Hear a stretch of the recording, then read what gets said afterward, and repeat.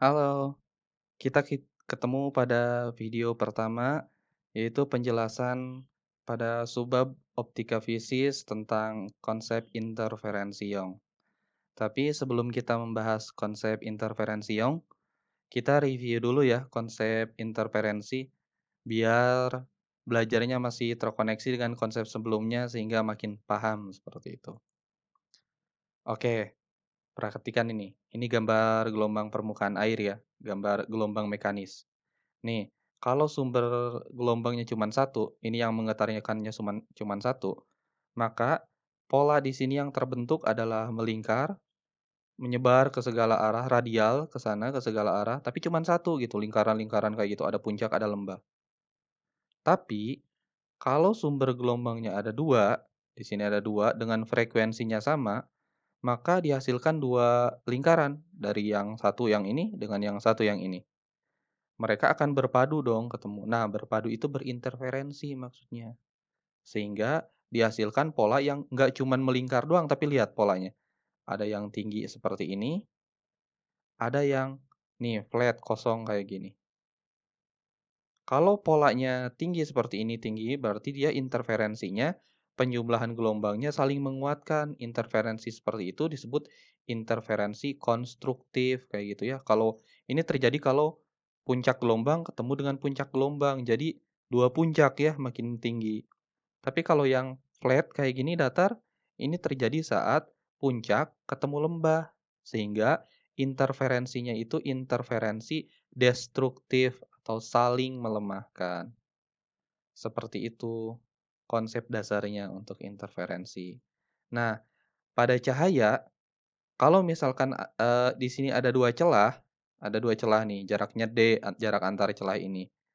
Dilewatkan cahaya pada dua celah ini kan, cahaya ini koheren ya, sumbernya sama, frekuensinya sama, kayak gitu.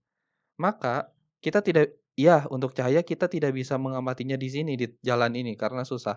Tapi kita bisa mengamati polanya pada layar. Di layar ini nanti dia terbentuk pola, ada yang gelap, ada yang terang, kayak gini. Nih, yang ini terang, yang ini gelap, dan seterusnya. Terang akan terjadi kalau interferensinya maksimum, seperti di sini yang puncak ketemu puncak. Dan gelap akan terjadi kalau interferensinya minimum. Seperti itu, kurang lebih. Nah, kalau kita, zoom lagi kurang lebih seperti ini ya. Ini contoh interferensi yang celah ganda. Celahnya ada 2, terus sumbernya di sini cahaya warna merah. Pada layar teramati seperti ini, merah ini artinya terang dan hitam ini artinya gelap.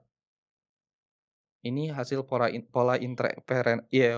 interferensinya ya. Nah, kenapa bisa terbentuk pola gelap dan terang seperti ini? Perhatikan nih, kalau kita analisis satu titik aja di titik P, misal di sini, entah di mana, pokoknya di sini, di salah satu titik.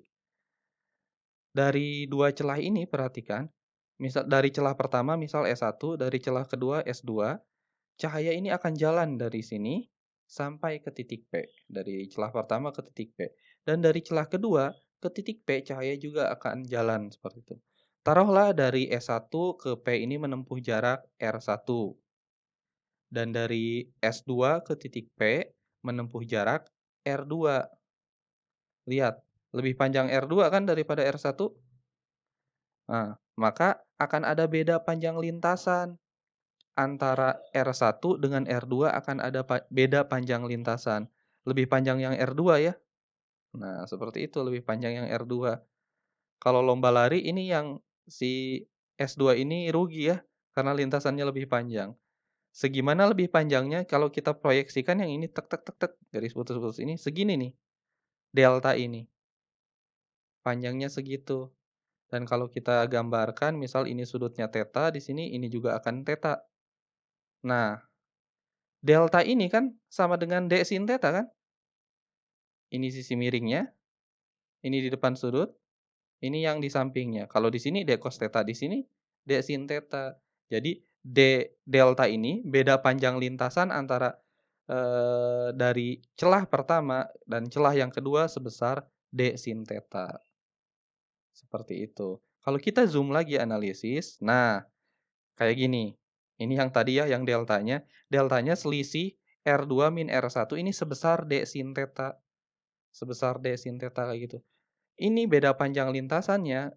Nanti ketika sampai di layar di sana di titik P di sini misal. Kalau beda panjang lintasannya ini sama dengan kelipatan panjang gelombang misal 1 lambda, 2 lambda berarti di sana di layar dia ketemunya puncak ketemu puncak dong. Sehingga interferensinya konstruktif atau terjadi pola terang.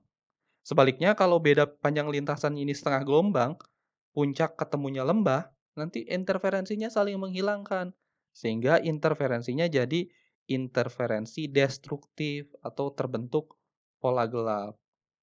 Nah, kalau kita tuliskan kayak gini, kalau D sin theta ini beda panjang lintasannya sama dengan N lambda itu kelipatan panjang gelombang bisa 1 panjang gelombang, 2 panjang gelombang, 3 panjang gelombang, dan seterusnya.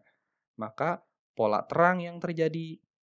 Kalau bedanya bedanya setengah gelombang, maka pola gelap yang terjadi. Kan kalau setengah gelombang, dia puncak ketemu lembah. Tapi kalau satu gelombang, puncak ketemu puncak, nantinya interferensinya konstruktif. Dan N di sini dimulai dari 0 ya. Saya tulis 0, 1, 2, 3, dan seterusnya. Berarti kalau pola terang, N0 itu terang pusat yang di tengah. Kalau gelap, gelap ke 0 nggak ada ya. Makanya kalau dimasukkan N-nya 0 untuk gelap, ini gelap pertama berarti.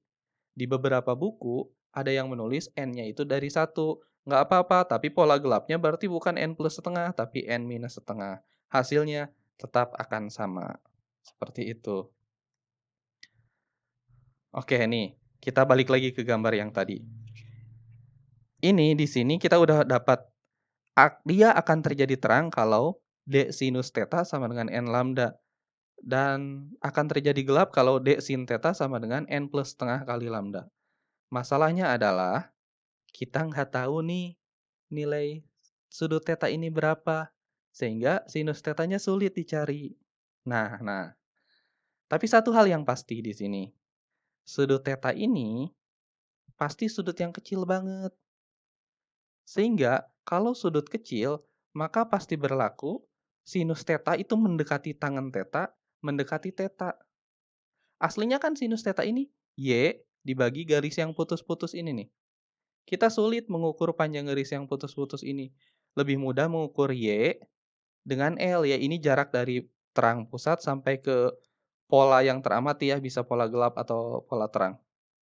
Sehingga nilai sinus ini kita ganti dengan nilai tangen theta. Jadi kalau tangen theta Y per L kan? Nah, jadi untuk sudut kecil bisa juga ditulis D Y per L yang tadi sinus tetanya sama dengan N kali lambda untuk pola terang dan D Y per L sama dengan N plus setengah kali lambda untuk pola gelap. Jangan lupa N-nya dimulai dari 0. Kalau ininya plus. Kalau mau di sininya minus berarti di sininya N-nya mulai dari 1. Seperti itu untuk konsep interferensi yang terima kasih, selamat belajar dan salam semangat.